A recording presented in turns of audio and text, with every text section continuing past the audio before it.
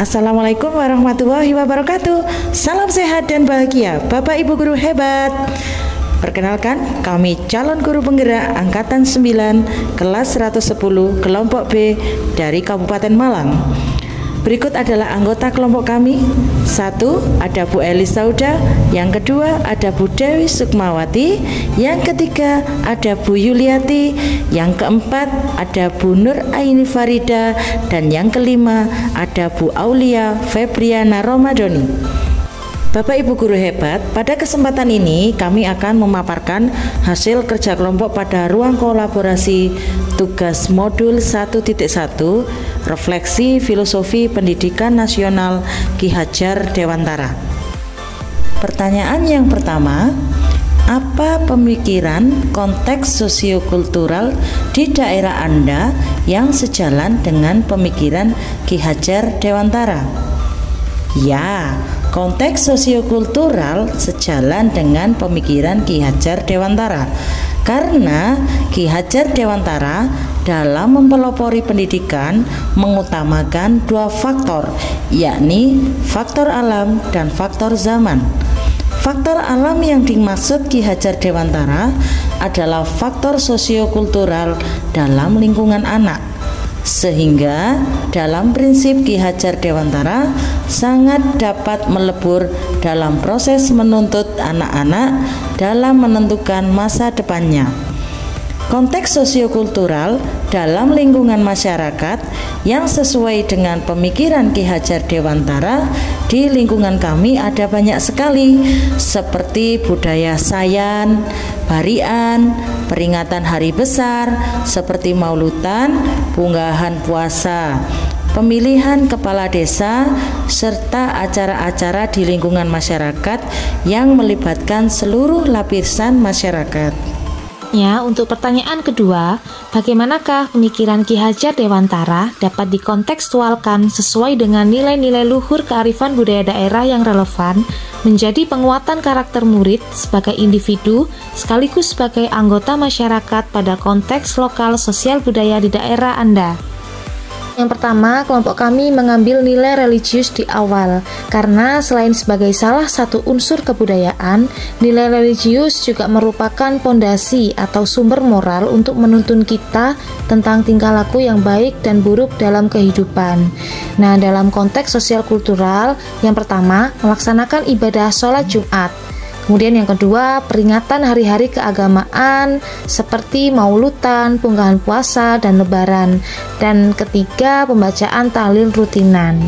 Dan untuk penguatan peserta didik dalam konteks sosial budaya meliputi melaksanakan sholat duha rutin, kemudian peringatan hari-hari keagamaan, kemudian Kamis literasi mengaji, Jumat religi, dan safari religi.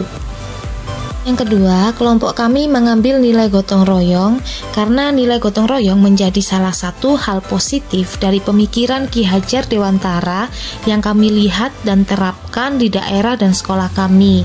Nah, untuk konteks sosiokultural meliputi bersih desa yang biasanya warga arah-arah hasil bumi, kemudian acara bedah bumi, peringatan suroan, dan gotong royong saat ada warga yang membangun rumah yang biasa disebut sayan.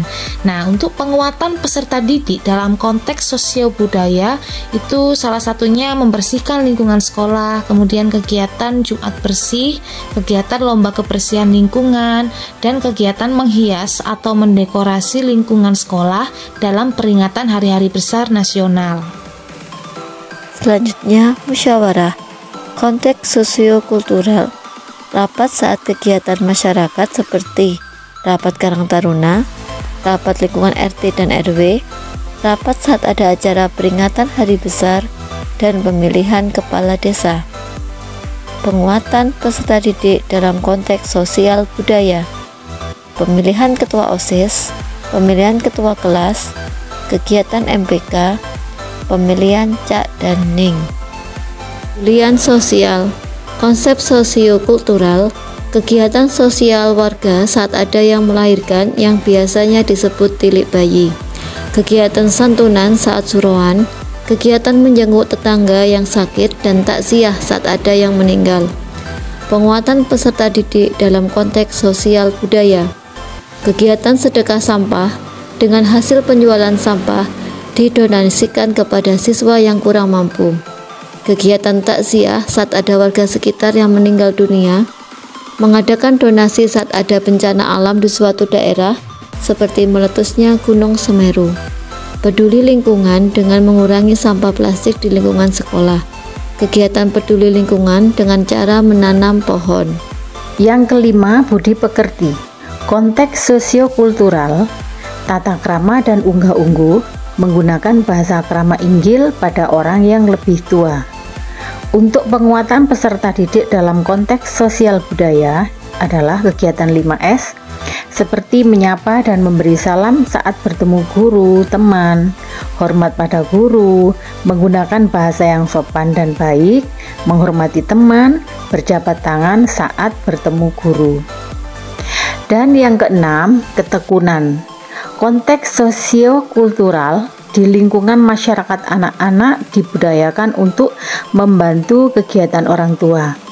Untuk penguatan peserta didik dalam konteks sosial budaya, membiasakan menyelesaikan tugas tepat waktu, membiasakan datang tidak terlambat, dan menaati tata tertib sekolah. Berikut ini adalah kendala dalam menerapkan pendidikan dengan pola pikir Ki Hajar Dewantara.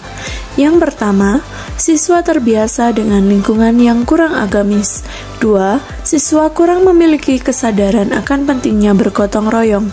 3. Siswa masih labil dalam segi emosi sehingga merasa egois. 4. Siswa masih dalam fase mencari jati diri. Solusi untuk menyelesaikan kendala tersebut antara lain: yang pertama, guru memberikan contoh konkret agar siswa meniru dengan baik. 2. Penanaman karakter yang baik secara terus-menerus dengan memberikan penghargaan bagi siswa. 3. Memberikan penguatan kepada siswa setiap harinya melalui penugasan atau kegiatan harian. Dan yang keempat, mengadakan kerjasama dengan orang tua untuk mendidik siswa menjadi manusia yang berkarakter baik.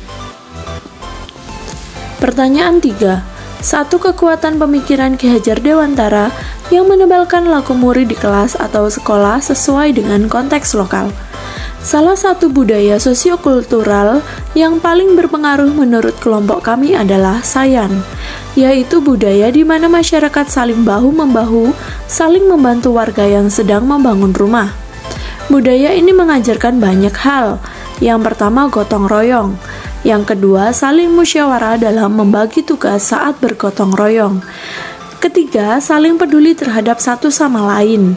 Keempat, mengandung nilai religius karena setiap akan melakukan kegiatan diawali dengan selamatan atau ucapan rasa syukur. Kelima, ketekunan warga karena warga dengan giat dan tekun serta tanpa pamrih membantu sampai kegiatan selesai. Bapak Ibu guru hebat, demikian pemaparan hasil tugas ruang kolaborasi pada modul 1.1 oleh kelompok kami. Kritik dan saran sangat kami harapkan sebagai bahan penyempurnaan untuk pengetahuan kami. Terima kasih. Salam hebat, salam guru penggerak. Tergerak, bergerak, menggerakkan. Wassalamualaikum warahmatullahi wabarakatuh.